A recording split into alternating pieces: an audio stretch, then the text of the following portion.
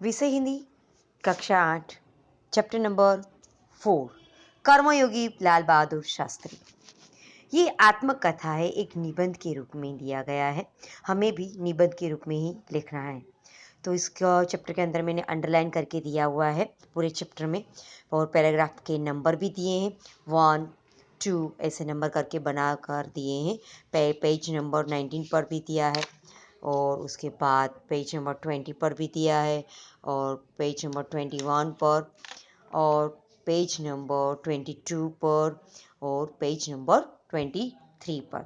Total 6 paragraph आपको बनाना है, और आपको ये अपनी फेयरबुक के अंदर लिखने हैं, और एक पैराग्राफ में मिनिमम 6 या 8 सेंटेंस होने चाहिए। तो इस तरह पूरा एक ऐसे 6 पैराग्राफ का एक ऐसे आपको तैयार करना है।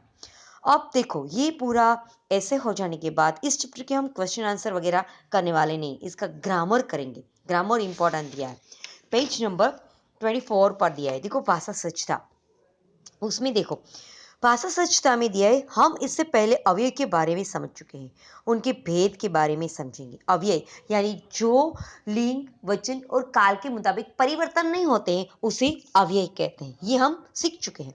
तो यहाँ दिया है, भावेश कम बोलता है, साहिल झटपट तैयार हो गया, सान्या प्रतिदिन कार्यालय जाती है, वंदना भीतर बैठी है। तो कम, झटपट, प्रतिदिन और भीतर, ये सारे अव्ययी शब्द हैं, लेकिन क्रिया विशेषण, क्रिया की विशेषता बताने वाले ऐसे शब्द को क्रिया विशेषण कहते हैं। देखो, दूसरे पेज पर डेफिनेशन भी दी है। जो शब्द क्रिया की विशेषता बताता है उसे क्रिया विशेषण अव्यय कहते हैं। आजकल, कल, साथ, ऊपर, नीचे, खूब, कम, अधिक, ये सारे क्रिया विशेषण के अव्यय शब्द हैं।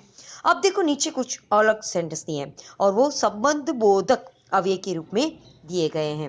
राम के साथ लक्ष्मण भी वन में गए, बगीचे के चारों ओर दीवार बनी हुई है, हमारे घर के आगे मस्जिद है, मनीषा मानसी से मधुर गाती है, आज साजिद की जगह वाजिद खेलेगा। यानी के साथ, के चारों ओर, के आगे, से मधुर, की जगह, ये सारे शब्द संबंध बोधक शब्द है। सपोज मैं निकाल देती हूँ पहले सेंटेंस में, के साथ शब्द निकाल देती हूँ, सेंटेंस कैसे बनता है? राम लक्ष्मण भी वन में गए। तो राम लक्ष्मण भी वन में गए, राम के साथ लक्ष्मण गया, लक्ष्मण के साथ राम गया, ये समझ में आता नहीं।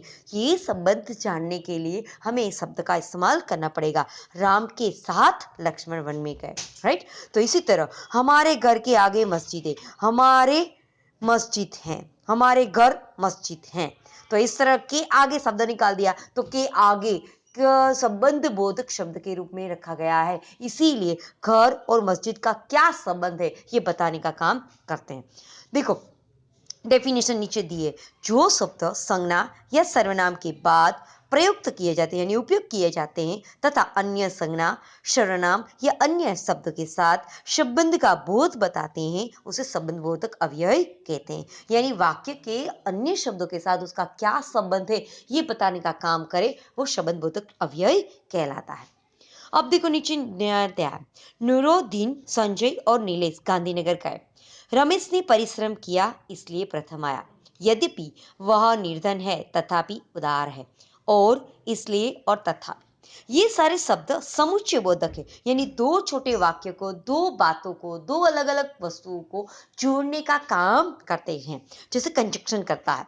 बट, एस एंड, ये जो शब्द होते हैं इंग्लिश में, वैसे ही ये होते हैं। दो वाक्यों, वाक्यांशों यानी छोटे वाक्य, शब्दों और को परस्पर मिलाने वाले शब्द को समुच्चय बोधक अव्यय कहते हैं, जैसे और, तथा, किंतु, अथवा, इसलिए, परंतु, ये सारे शब्द दो वाक्यों को, दो शब्दों को, दो वस्तुओं को जोड़ने का काम करता है, जिसे समुच्चय बोधक कहते हैं। अब देखो, उसके बाद दिया है कुछ सेंटेंस विस्मय आदि बोधक यानी आश्चर्यजनक चिन्ह के साथ होते हैं। अरे वाह, क्या बात करते हो, हाय ये क्या हो गया, वाह कितना सुंदर बालक है, ठहर, आगे मत बढ़, बाप रे इतना बड़ा सांप। यानी इस तरह अरे, हाय, वाह, ठहर, बाप रे, ये सारे शब्द विस्मयादि बोधक अव्यय कहलाते हैं। उसकी डेफिनेशन देखो, जो शब्द विस्मय यानी आश्चर्य, हर्ष, प्रशंसा, घृणा यानी नफरत, शोक यानी दुख, भय यानी डर आदि भावों को प्रकट करने के लिए इस्तेमाल किए जाते हैं या मुख से स्वतः यानी अपने आप निकल आते हैं, तो उसे विस्मयादि बोधक अव्यय कहते हैं। अब देखो नीचे एक्सरसाइज के रूप में कुछ सेंटेंस दिए हैं, हमें अव्यय छाट कर लिखना है और उसके प्रकार भी बताने हैं। आज मैंने बहुत कम खाना खाया। कम क्रिया विशेषण। अंजलि सोनल के आगे बैठी है, संबंध बोधक के आगे। मीनाक्षी और सालवी गांव जा रही है और क्या होता है, समुच्चय बोधक। और अरे ये क्या कर रहे हो, अरे विस्मयादि बोधक। यानी इस तरह 4 प्रकार हमने सीखे विस्मय